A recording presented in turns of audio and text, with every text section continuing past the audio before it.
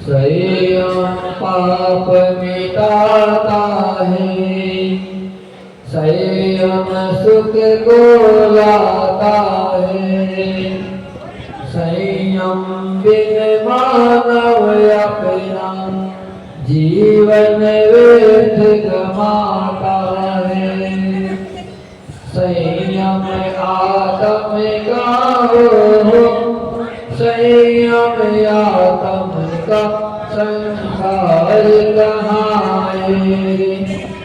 जीवन है पानी की बूंद कब मिट जाए।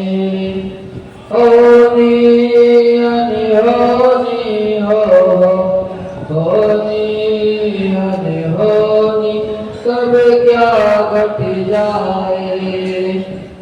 जीवन है पानी की बूंद कब मिट जाए।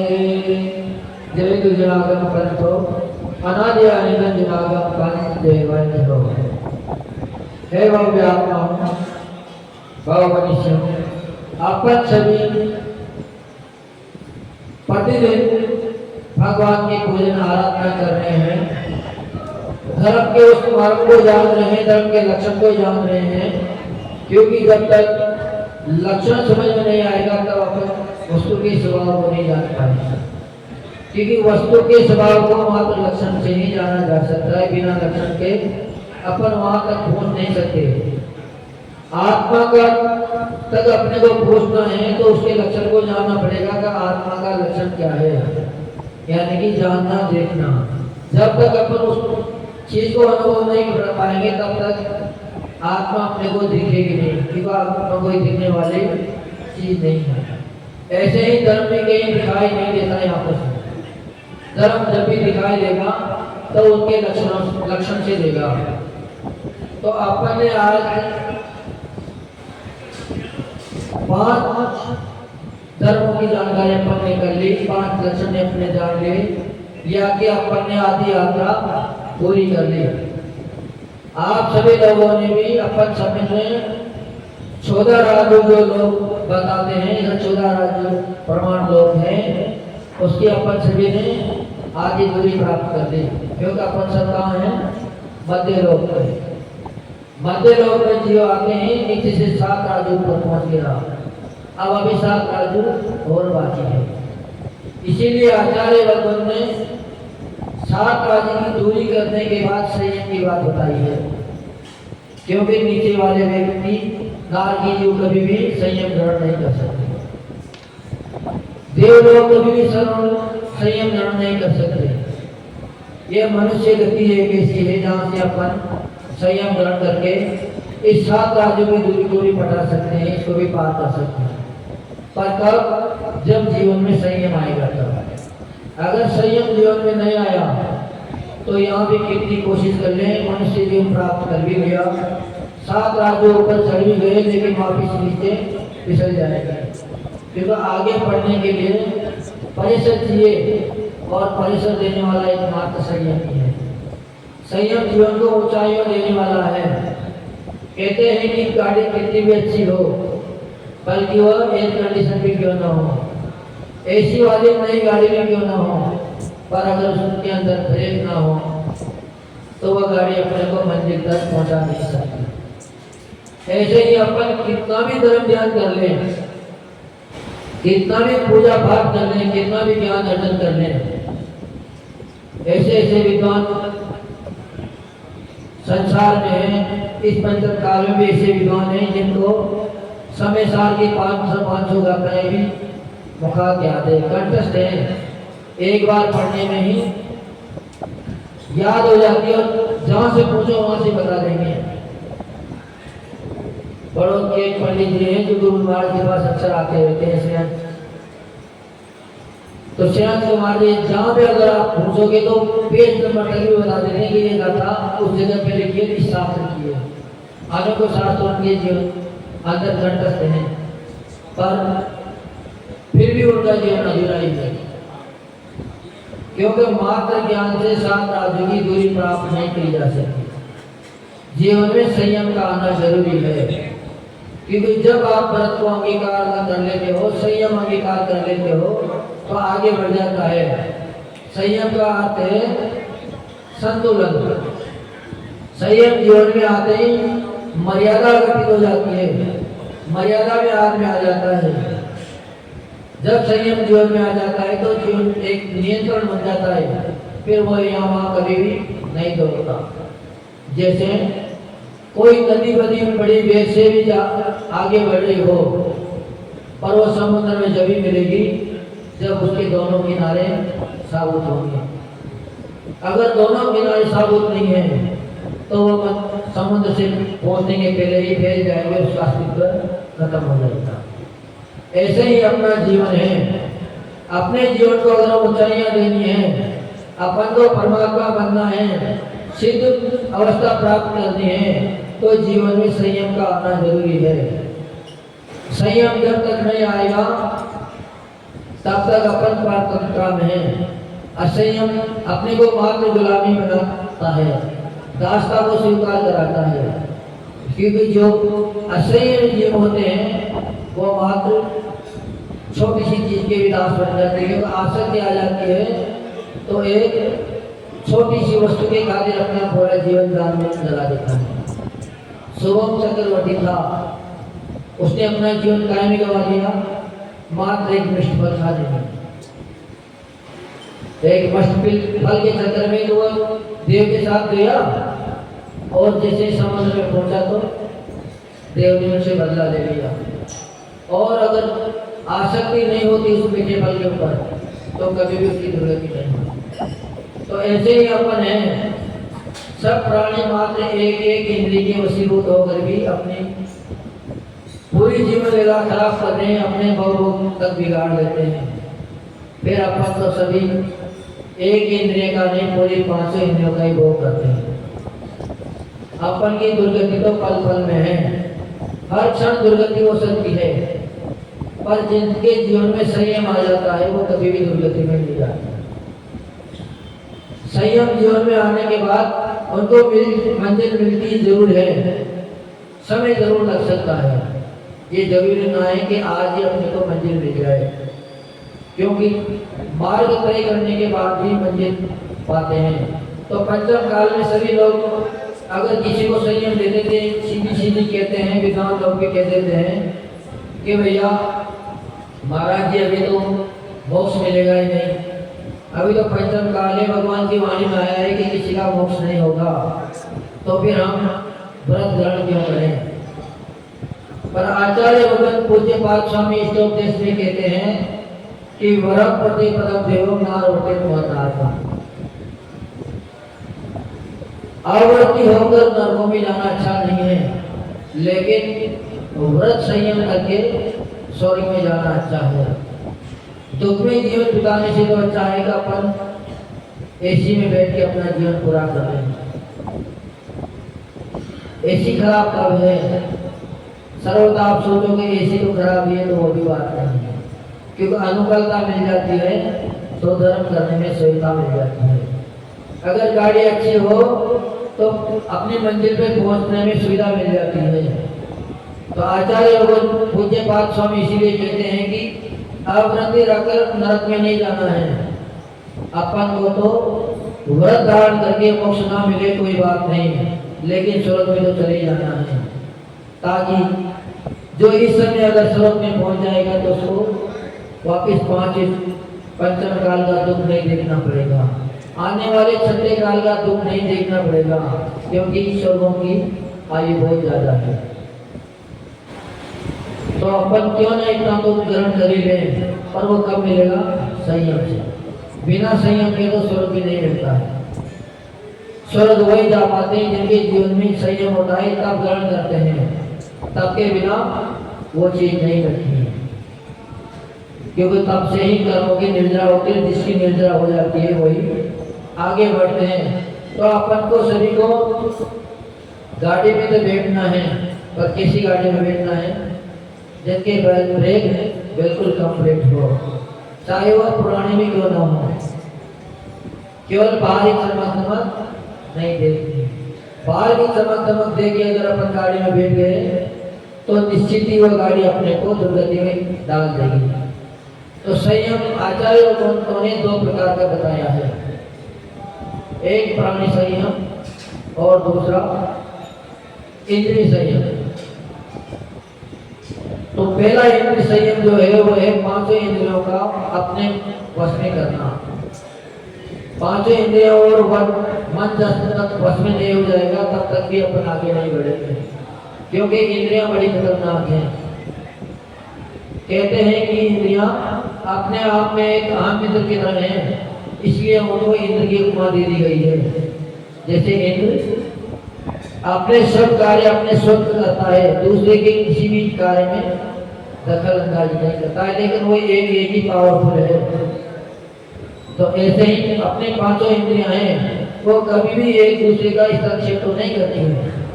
अगर रसना इंद्रिय चाहेगा हम सुन लें तो सुन नहीं सकते, ग्रहण इंद्रिय चाहे का हम देख लें तो वो देख नहीं सकती, लेकिन फिर भी पांचों इंद्रियों में इतनी पावर है कि वो एक इंद्रिय जीव को दुर्गति दिला देता है, अपना दास बना लेती है। जो उनकी आसक्ति में आ जाता है उनको निश्चित ही नरक की यात्रा करा देती है। तो अपन सभी को सतत इन पांचों इंद्रियों को अपना गुलाम बनाना है, पर इंद्रियों के गुलाम अपने को नहीं बनना है। और संयम अपने को राजा बनने की सलाह दे रहा है कि आप अगर संयम धारण करोगे तो स्वयं इंद्र बन जाओगे, राजा बन जाओगे, फिर आपको कभी किसी की दासता स्वीकार नहीं करनी पड़ेगी। क्योंकि जितने भी बड़े बड़े साधु हैं उन्होंने क्या किया, बात अपने इंद्रियों को जीता है। इंद्रियों को जीतते भूख प्यास में उन्होंने जीत ली, 2-2 महीने 4-4 महीने भी योग धारण करके बैठ जाते हैं तो उनको भूख प्यास नहीं सताती। और अपन पूजन करते करते भी भूख सताने लग जाती है, क्योंकि अपने इंद्रियों को जीता नहीं। अपन पूजन तो कर रहे हैं, हाथ से चढ़ा रहे हैं, लेकिन चिंतन कहाँ चला जाता है, कभी तक भोजन तैयार नहीं हुआ, घर जाएंगे तो अपने को भोजन भी तैयार करना, कब जल्दी भोजन समाप्त हो गर्म बन जाए, क्योंकि अपने जीवन में संयम नहीं आया। पर अभी 10 लक्षण चल रहे हैं, आप सभी लोग प्रवास कर रहे होंगे, अपनी शक्ति अनुसार सबने नींद ले रखे हैं, कितने ज्यादा किने नहीं का। पर जिस वस्तु का जिसका त्याग होगा वो वस्तु अगर सामने दिख भी जाए फिर भी उसमें मन नहीं रहेगा, क्योंकि आपने ब्रेक लगा दिया, उस वस्तु का कनेक्शन अपने दिमाग से काट दिया, अपने चिंतन में वो वस्तु है ही नहीं। अब जब चिंतन में नहीं है तो फिर उसके ऊपर मन कैसे जा सकता है। हम घर परिवार छोड़ आए, व्यापार हमने छोड़ दिया, तो हमारा चिंतन कभी भी अब व्यापार करने के लिए नहीं जाएगा। पर जो व्यापार करते हो वो छोड़ के बल्कि अपना गांव छोड़ के दूसरे गांव में भी क्यों न चला जाए, फिर भी पूरे दिन चिंतन में ये रहता है कब दुकान खुली होगी नहीं खुली होगी, उस ग्राहक को आ जाना था, वो आया नहीं आया, बच्चे ने उनको संभाला नहीं संभाला, चिंतन वहीं लगा रहता है। तो चिंतन तभी रुकेगा जब अपन उसका त्याग कर देंगे। तो आज का दिन ही बात त्याग करने का है। जितना त्याग अपने जीवन में अपनाते जाएंगे उतना ही अपना जीवन संतुलित होता जाएगा। और जिनका जीवन संतुलित हो जाते हैं उसका तो फिर कहना ही, जिनके जीवन में नियम संयम आ जाते हैं उनकी सेवा करने के लिए देव भी तरसते हैं, देव भी तत्पर रहते हैं। एक चार डाल की सेवा करने भी देव आ गए, जबकि उसको तो अपन भी नहीं छूने की कोशिश करते हैं। अगर गलती से छू भी जाए तो घर आते हैं स्नान करने का, भैया हमें उसने छू लिया था, पहले हम छोटे थे तो बाहर खेल में जाते थे, तो घर पे आते माता क्या करती थी, कहती थी हमारी ताई का भैया इनको पहले सोने के छांटे लगा दो फिर अंदर आएंगे, क्योंकि जिला तो हर समय सकते नहीं, सर्दी का मौसम है सर्दी लग जाएगी।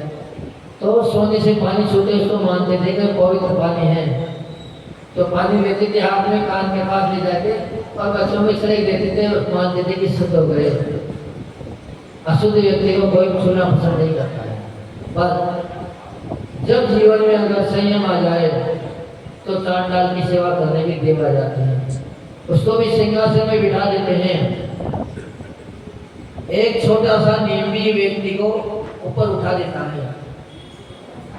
मनोवती का जीवन दृष्टांत आप सभी ने पढ़ा होगा। उनके जीवन में मात्र एक छोटा सा नियम था। नियम कब आते हैं? जब अपन सत्संगति में बैठते हैं, साधु पुरुषों के आचरणवान पुरुषों की संगति लेते हैं, तब संगति में अपने जीवन में भी नियम आ जाते हैं। एक को देश और दूसरे के भी भाव हो जाते हैं कि वो कर रहे हैं तो अपन भी कर रहे हैं। इच्छा न होते हुए भी भाव बन जाते हैं। आप अगर बाजार गए हैं, किसी दूसरे व्यक्ति को भी साथ ले गए, उसको कुछ लेना भी नहीं है, उसके जेब में पैसे भी नहीं है, फिर भी अगर वो आपके साथ दुकान पे पहुंच गया, दुकानदार ने 10 आइटम दिखाए, तो आपको तो लेना ही था क्योंकि आप तो खरीदने गए थे।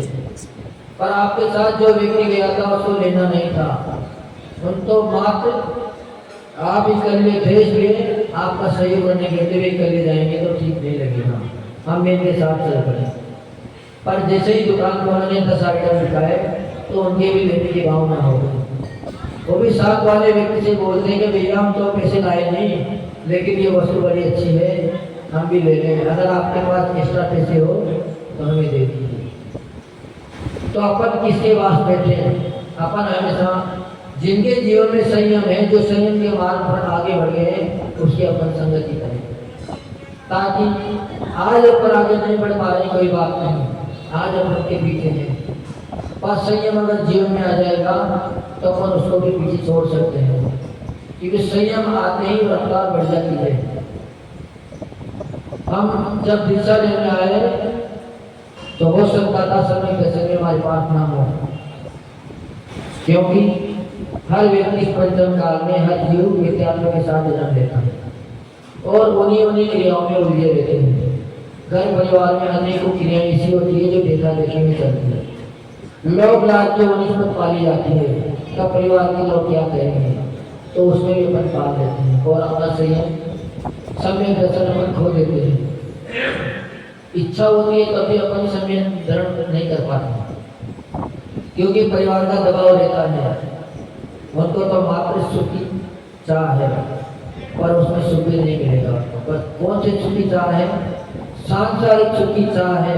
व्यक्ति का अच्छा हो या बुरा हो, हमारा स्वाद पूरा हो जाना है। तो परिवार के व्यक्ति जबरदस्ती या वहाँ डूबने के लिए मजबूर कर देते हैं कि तुम्हें तो वहाँ जाना ही पड़ेगा, नहीं जाएंगे तो हमारे जीवन में संकट आ रहा है, तुम्हारी वजह से आ रहा है, उल्लाना और दे देते हैं और व्यक्ति को मजबूर होके कई बार तो जाना पड़ जाता है। तो पर जब संयम जीवन में आ जाता है तो कहते हैं कि जब दीक्षा लेते हैं तो उनके पास मात्र अभी समय दर्शन भी पूर्णतया नहीं है, पर जैसे ही मुनि दीक्षा होती है तो सर्वप्रथम निश्चित ही 7वें गोस्थान को छू लेते हैं, चाहे कैसा भी व्यक्ति हो, क्योंकि उस समय उनके भाव उत्कृष्ट हो जाते हैं। उनके विचार सतत ऐसे चलते हैं कि संयम हर किसी को नहीं मिलता है, महाव्रत बड़े पुण्यवान जीव को मिलता है। पुण्य बिना चाहते हुए भी महावर्ती नहीं बन सकते, अनुवर्ती नहीं बन सकते। आप अगर लेना चाहेंगे हमें तो व्रत लेना है, पर अगर आपके जीवन में कोई परेशानी है, आप दीक्षा लेना भी चाहें, एक अंग भी आपका कुछ गड़बड़ है, तो आप दीक्षा ले पाओगे? नहीं ले पाओगे।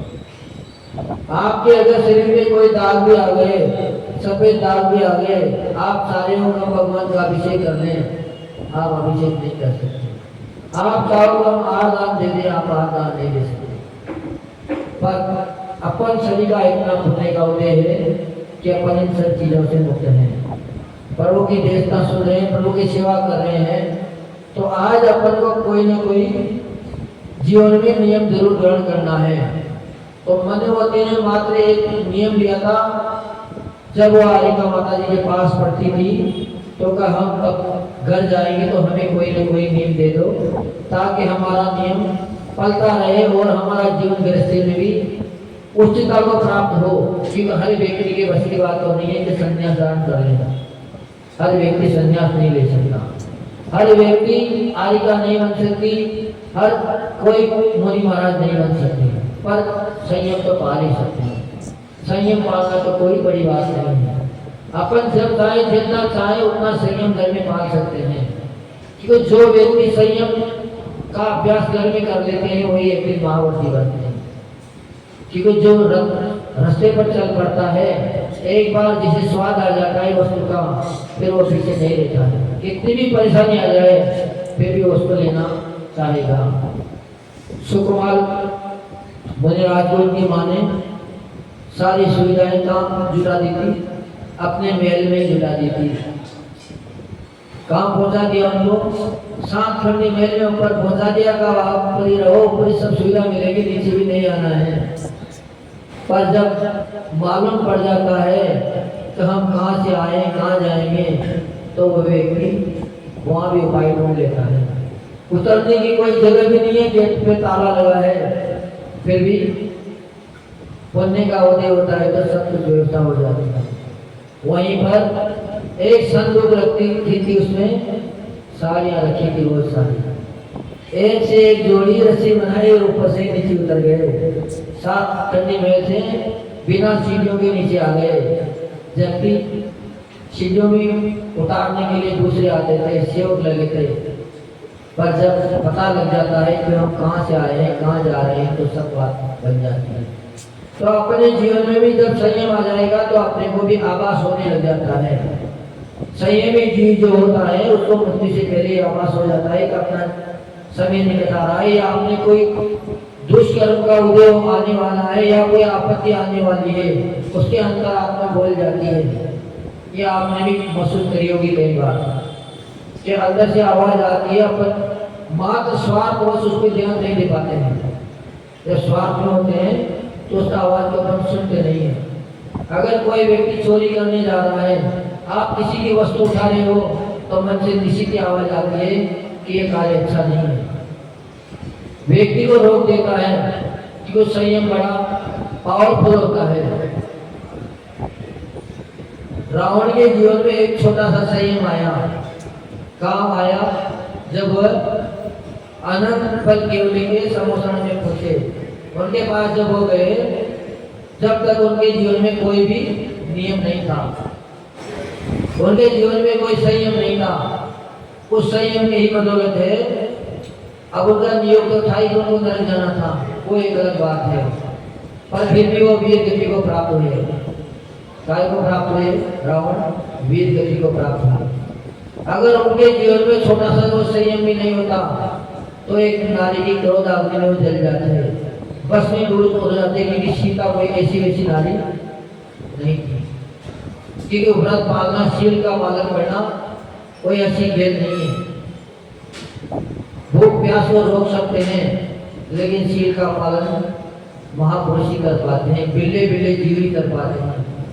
तो मनोवती ने मात्र एक नियम लिया था कि हम घर पे जाएंगे तो प्रतिदिन देव दर्शन करेंगे, देव दर्शन के बिना हम कभी भी भोजन नहीं ग्रहण करेंगे, और देव दर्शन भी खाली हाथ नहीं जाएंगे दर्शन करने, क्योंकि 3 जगह शास्त्रों में आइएगा कभी भी खाली हाथ नहीं जाना है।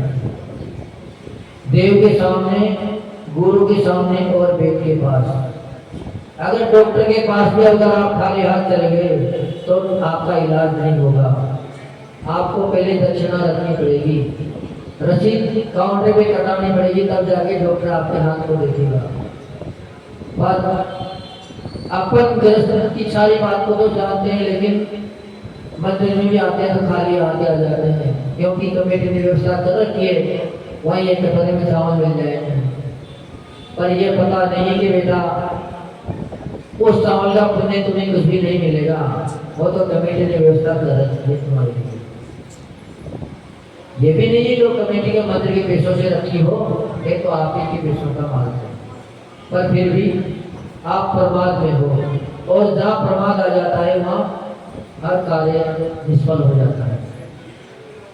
पर मनोती इतनी दृढ़ थी कि घर में तो उनकी कोई कमी नहीं थी। जब पिता को आके उन्होंने बताया कि हमने ऐसा ऐसा नियम ले लिया, तो उनके पिता बड़े प्रसन्न हुए, क्योंकि वो स्वयं धार्मिक थे, वो स्वयं व्रत नियम को पालते थे कि बेटा कोई बात नहीं, तुमने ये नियम लिया तो अच्छी बात है। अपने यहाँ तो गजमतियों के भंडार भरे हैं, क्योंकि उसने नियम लिया था कि मैं प्रतिदिन गजमोती चढ़ा के ही भगवान के दर्शन करूंगी। जब तक गजमोती नहीं चढ़ाऊंगी तो मेरा दर्शन पूजन अधूरा ही रहेगा। पर जब ससुराल गई तो पिता ने भी पहले ही सोच ली थी कि इनको ऐसा परिवार देखा जाए जिनके यहाँ गजमोती हो,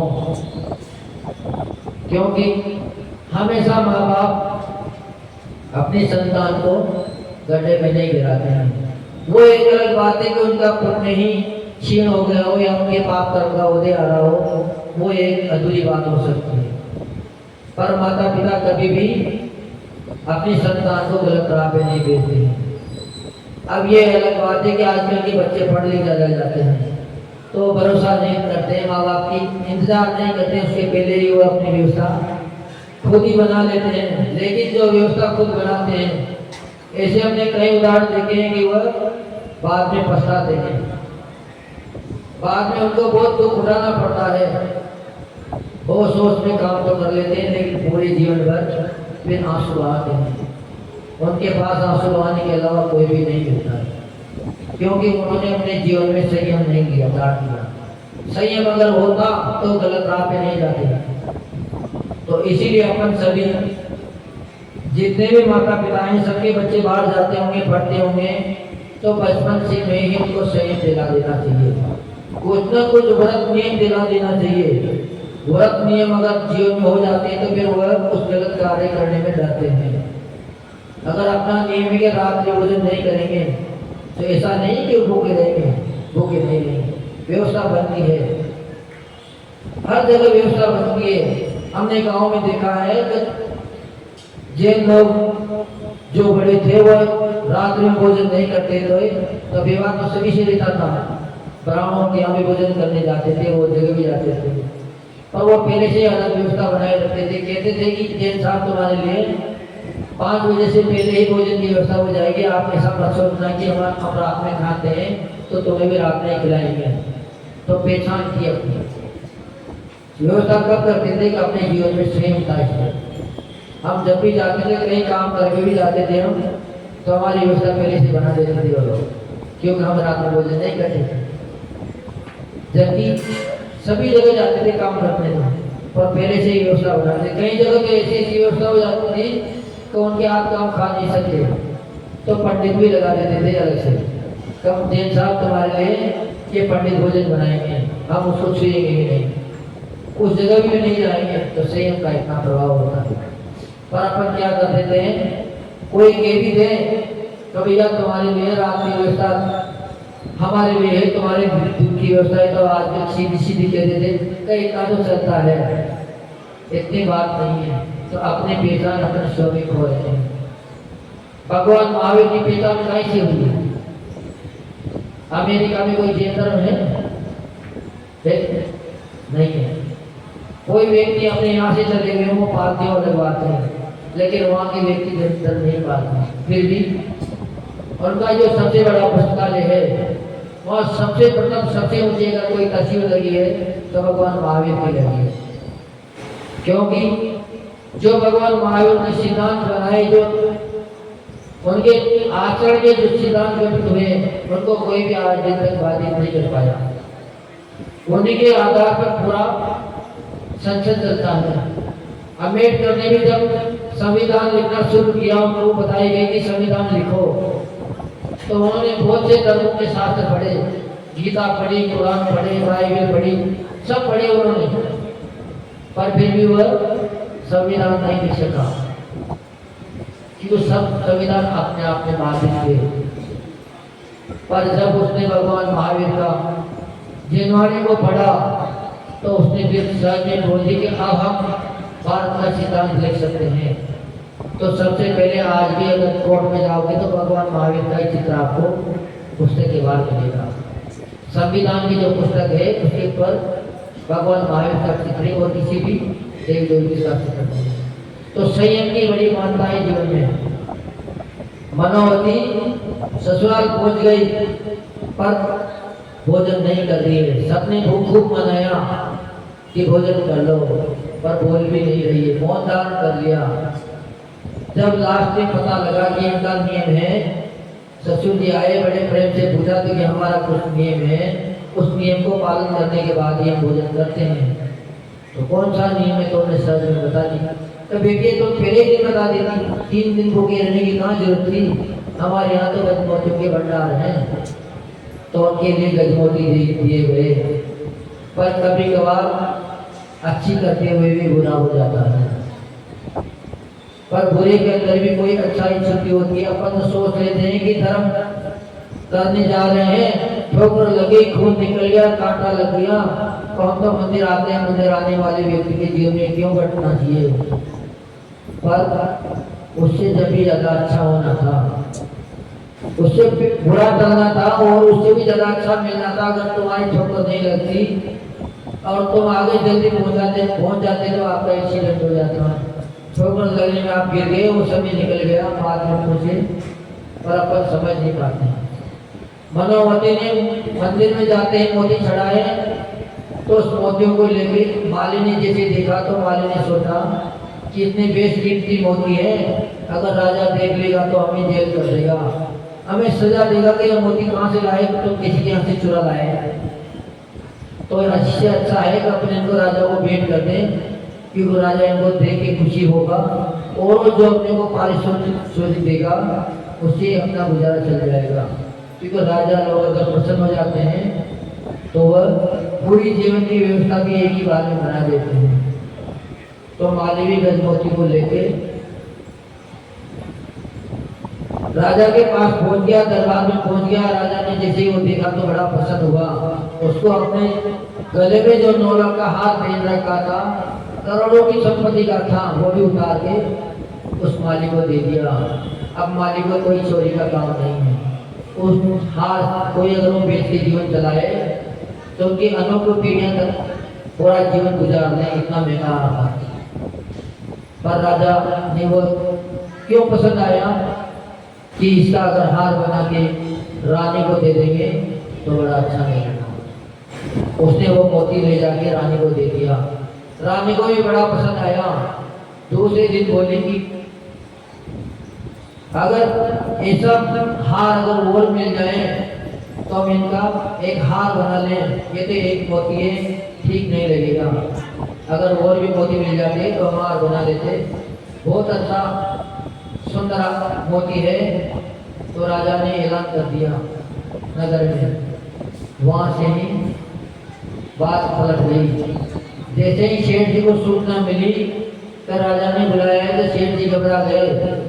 शेठ जी ने मंत्रणा कर ली कि हम तो झूठ बोल जाएंगे, अपने पास तो है नहीं, क्योंकि कहावत आती है कि अगर शेठ साहूकार मना कर देते तो रेशम की बल्कि राख बना दें, पर वो कभी भी हाँ नहीं करते। तो शेठ तुम लोगों का काम ऐसा है, घर में कितने भी भंडार भरे हों पर पार मना कर दी तो फिर कितनी भी कोशिश कर ली जाए तो उनके पास से कोई ले नहीं सकता, बल्कि उसको फेंक देंगे, जला देंगे, लेकिन वस्तु को देंगे नहीं। तो शेठ जी की भी यही आदत हुई, क्योंकि सब में मेन वही थे गांव में, नगरपति शेठ थे, उनके सामने कोई बोल भी नहीं सकता था और उन्हीं के पास गजमोती थे। अब राजा का भ्रम हो गया तो सबने सलाह कर ली कि हमारे पास तो है ही नहीं। घर आए तो दूसरे दिन बहू तो जाएगी चढ़ाने, भोजन ही नहीं करेगी, समस्या खड़ी होगी, क्या किया जाए। तो बहू को भेज दिया अपने पीर चली गई। पर सबने फिर भी मंत्रणा कही कि वो तो 2 दिन बाद हो रह जाएगी, अपन संकट में फंस जाएंगे तो क्या करें। तो सभी ने मिलकर लड़के को भी देश निकाला जाने की सोचती कि इनको भी देश से निकाल दिया जाए कि बांस नहीं रहेगा तो बांसुरी कैसे बजेगी, क्योंकि ये नहीं रहेगा तो फिर वो भी नहीं आएगी यहाँ, इनकी पत्नी इनके साथ आएगी। और जब वो वहाँ से निकला तो उसने सोचा कि अगर अपन बिना बताए चले जाएंगे तो ठीक नहीं रहेगा। यहाँ से तो अपन जा रहे हैं पिताजी का आदेश है, क्योंकि अंदर नहीं है। इसके पहले ही चौकीदार ने बता दिया था कि आपके पिताजी ने आपको देश निकाला दे दिया। और पहले ऐसे संस्कार बच्चों में भी होते थे, संतान में भी होते थे कि कभी भी वो माता पिता के आदेश की अवहेलना नहीं करते थे। जैसे ही आदेश सुना तो गांव छोड़कर चल दिए। पर जाते हो तो मन में विचार आया कि मनोवती को कुछ बताते चले, क्योंकि वह हमारी अर्धांगिनी है, वो दुखी होगी का बिना बताए ही चले गए। जब ससुराल गए तो सादा वस्त्रों में थे, पैदल ही जा रहे थे, कोई साधन भी नहीं था उनके पास, तो गांव के बाहर बगीचे में ही सो गए। मालिक को जानकारी मिली तो सेठ जी को सूचना दी कि आपके जमाई साहब आए हैं और ये इकल्ले ही हैं और बगीचे में सो रहे हैं। सेठ जी समझ गए कि कोई न कोई बात घटित हो गई होगी, कोई परेशानी हो गई होगी, इसीलिए ही आए हैं। तो घर में पहले से ही बोल दी कि कोई भी उनसे कुछ पसंद ना करें, कोई भी उनसे जवाब तलब ना करें। पर फिर भी मानने वाली कौन है? सबने पिताजी के घर से खुद ने ना पहुंची, लेकिन मनोवती से पहुंचवा ली कि तुम्हें सारी जानकारी लेना। तो दोनों को एक ही जगह भेज दिया गया, एक ही सैन्य कक्ष में भेज दिया गया। जब उन्होंने शाम को बात रखी, कब ऐसे ऐसे आए हैं, ऐसे विदेश में व्यापार करने जा रहे हैं, पिताजी का नाम नहीं लिया कि हमको उन्होंने देश निकाला दे दिया, केवल इतनी कही कहा अरे ले बुलाए कि तुम भी कुछ करके दिखाओ। तो हम विदेश जा रहे हैं, जब तक तुम अपने पीर में रहना, हमारे पिता के घर मत जाना। पर वो भी मानने वाले नहीं थे। उसने भी कहा कि हम तो तुम्हारे साथ ही चलेंगे। उसने खूब मना किया कि तुम्हारा वहाँ रहना ठीक नहीं रहेगा, हम तुम्हारी सेवा कैसे कर पाएंगे, तुम्हारी व्यवस्था कैसे जुटाएंगे, अब तो जैसे तैसे करके अपना पेट भर लेंगे। पर जब वो नहीं मानी तो उसने यही कहा कि जितने भी तुम्हारे शरीर पे जितनी गहने हैं, मोती है, सबको ये उतार दो। अगर तुम्हें संस्कार सहित हम ले जाएंगे तो सभा में चोर कहेंगे। कल लुटेरा आया था और छुट्टी से ले गया, तो वह ऐसे ही चले गए, सब गहने उतार दिए। क्योंकि पत्नी हमेशा सोचती है कि हमारा सर्वस्व तो पति के पास है। वो दुख में है तो हम भी दुख उठाएंगे, वो सुख में है तो हम भी सुख उठाएंगे। अगर वो सुख दुख में है और अपन सुख उठाएं तो हमारा तो जीवन ही बेकार है। क्योंकि फूल की जब तक माता है इसलिए है कि उसमें सुगंध है, अगर सुगंध पुष्प में नहीं है तो कोई भी उसको ग्रहण नहीं कर सकता। अगर किसी गांव में राजा नहीं तो प्रजा का कोई भी अस्तित्व नहीं है, प्रजा को कोई भी मार देगा, पीट देगा। ऐसे ही स्त्रियों के लिए कहते हैं कि जब तक वह पतिव्रता होगी, वो स्वाग जब तक उनका सब रहता है तब तक ही उनकी इज्जत होती है, सम्मान मिलता है। पर जब अगर पति रूठ जाए तो भी उसको सम्मान मिलने में कमी आ जाती है। बल्कि उनके बेटे बेटी कितने भी अच्छे हों, कितने भी आज्ञाकारी हों, पर फिर भी सम्मान में कमी आ जाती है। उनको नजरे से देखने में कमी आ जाती है। अगर मामूली कार्य हो रहे हो तो उनको आगे नहीं देखते हैं, उनके सम्मान में कमी आ जाती है। तो ऐसे ही इस जीवन में महत्व किसका है? संयम का है। उनके जीवन में मात्र एक नियम था, उस नियम के कारण ही एक दिन निकल गए, 2 दिन निकल गए, 8 दिन जब उनके निकल गए, उनको भोजन नहीं मिला, दर्शन नहीं मिले, तो देवों ने भी जंगल में भी मंगल कर दिया। वहां भी उनके लिए क्या खड़ा कर दिया, मंदिर बना दिया और गज मोतियों का ढेर लगा दिया कि तुम एक नहीं 1000 चढ़ाओ, कोई कमी की बात नहीं। और जब गज मोती चढ़ा के वापिस आई तो साथ में 2 मोती और मिल गए। उन 2 मोतियों की बदौलत पूरी जिंदगी ही बदल गई। पर जिन्होंने उनको देश निकाला दे दिया था किस चक्कर में, मात्र मोतियों के लोभ में, तो वो हो गई कंगाल। तो अपन आज संयम का दिन है, अपन मात्र शरीर के लोभ में ना आ जाएं। शरीर अपने को क्या दिख रहे हैं? मोती दिख रहे हैं, तो मोतियों के लोभ में अपन ना आ जाएं। अपन यह न सोचे कि अगर व्रत ले लेंगे, नियम ले लेंगे तो अपना शरीर शिथिल हो जाएगा, कमजोर पड़ जाएगा। क्योंकि अपन इसी डर में रहते हैं कि महाराज जी बिना पानी कैसे रह पाएंगे। पर यह निश्चित है, अगर आपने व्रत उपवास धारण कर लिया, सच्चे मन से अगर आप भक्ति में लगे हो, तो आपको न भूख लगेगी न प्यास लगेगी। इतना फुल्का अभी भी अतिशय है। अपन घर में अगर चाहे का 5 किलोमीटर चले तो नहीं चल पाओगे आप। सब्जी लेने भी गाड़ी से जाते हैं। बच्चे से अगर कह देंगे बेटा सब्जी ले आओ तो गाड़ी मांगेगा, तब बच्चे जाएंगे। पर जब आप शिखर जी पहुंच जाते हो तो 27 किलोमीटर की यात्रा भी एक ही सांस में पूरी करके आ जाते हो, कोई परेशानी नहीं आती। तो ऐसे ही अपने जीवन में संयम का बहुत बड़ा प्रभाव है। जब जीवन में संयम आ जाता है तो बड़ी बड़ी समस्याएं भी टल जाती है। पहली बात तो समस्या आती नहीं है, पर कदाचित अगर आ भी जाए तो समस्या तुरंत निकल जाती है, समाधान स्वतः ही मिल जाता है। समस्या जीवन में रुक नहीं पाती है। तो संयम जीवन में जरूर होना चाहिए। अपने जीवन में संयम होगा तो अपन निश्चित ही जो अभी अपनी आधी अधूरी यात्रा हुई है, क्योंकि अपन अभी ने 7 राज्यों की यात्रा पूरी करी है। मात्र अपन मध्य लोक में आते ही निगोद से 7 राज्यों की यात्रा पूरी हो गई, पर अभी 7 राज्यों की यात्रा बाकी है। आप सभी लोग हमने तो पूर्ण किया नहीं, लेकिन अंश मात्र में ग्रहण कर ली। हम मार्ग में चल पड़े। आज मंजिल नहीं मिलेगी, कल नहीं मिलेगी, परसों लेकिन मिलेगी जरूर। तो आप भी जरूर रास्ते पे चलना शुरू करो, क्योंकि जो निरंतर चलता है वो निश्चित ही मंजिल को पार हो जाता है।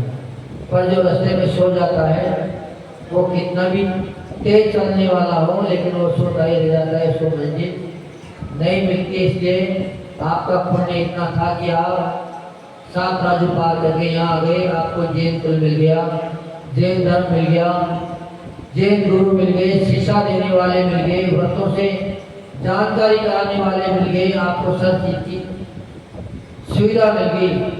लेकिन फिर भी अगर आप प्रमाद में रह गए, सोते में रह गए, तो सब कुछ मिलने के बाद भी आपकी यात्रा अधूरी रह जाएगी।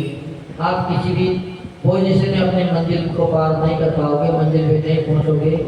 मंजिल पे जब भी पहुंचोगे तो संयम से ही पहुंचोगे। और आज संयम का दिन है, इसलिए अपन सभी अपने जीवन में संयम धारण करें, क्योंकि संयम जीवन में आते ही अपनी रफ्तार बढ़ जाएगी। और जिस गाड़ी की रफ्तार तेज होती है तो जल्दी ही अपने मंजिल में पहुंच जाती है। तो वैसे सभी के जीवन में कुछ न कुछ नियम तो आप लोगों ने ले रखे हैं, लेकिन उसको थोड़ी रफ्तार देने की कोशिश करें, ताकि दोबारा ये स्त्री पर्याय अपने को ना मिले। क्योंकि जब तक स्त्री पर्याय मिलती रहेगी तब तक चतुर्थ काल भी क्यों ना आ जाए, आपको मुक्ति मिलने वाली है। क्योंकि इस बेस से इस पर्याय से मुक्ति मिलेगी नहीं। तो मुक्ति पाने का एक ही साधन है कि जीवन में संयम धारण करें और आरिका बने, अपने स्त्री पर्याय का छेद करें और आगामी पर्यायों में मुनि बनकर अपने जीवन का कल्याण करें। इसी में अपनी सार्थकता है। जय परम पूज्य राष्ट्र निशवनाचार्य गुरुदेव विमल सागर जी महामुनि राज की जय। पूज्य मनवर्षी विश्व सागर जी महाराज की, पूज्य मनवर्षी विश्व सागर जी महाराज की। चलिए सभी खड़े हो रहे हैं और जलान स्थिति के साथ आग्रहों में आगे की भूमिकाओं में आगे की जनवाणी के ज्ञानते सूझे लो सोवाणी मस्तक नमो सदा विष्णु हे जनवाणी भारती तो निज मूल बजाए ज्योति रोशन आगे सुपाधि सुख है दिव्य बजोए हंत को गुरु सेवा मेरे ग्रंथ दया धर्म पालो सदाई मोक्ष प्राप्त।